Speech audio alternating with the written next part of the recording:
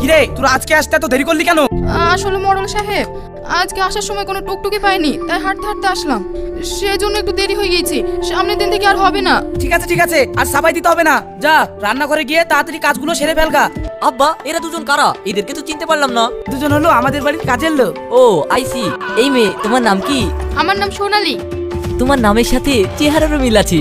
তোমার নামটা যেমন সুন্দর, তুমি দেখতেও তেমন সুন্দর। আব্বা, আজ সোনালি কোনো কাজ করবে না। সোনালিকে আমার খুব পছন্দ হয়েছে, তাই আমি ওকে নিয়ে একটু ঘুরতে যাব। তারপরে ভালো লাগলে সোনালিকে আমি প্রেম করব।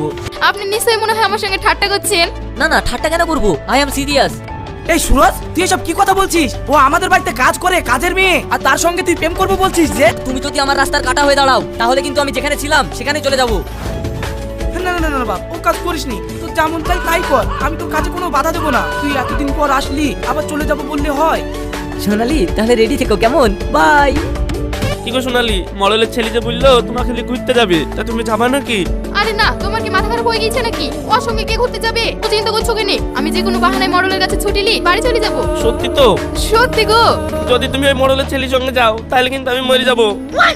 আরে তুমি মরবা কেনে? মরতে হলে মডেলের ছেলে মরবে। কমনে থেকে এসে বলে ভালোবাসি। তুমি এখন কাজ করো গা, যা করার আমি করছি। ঠিক আছে।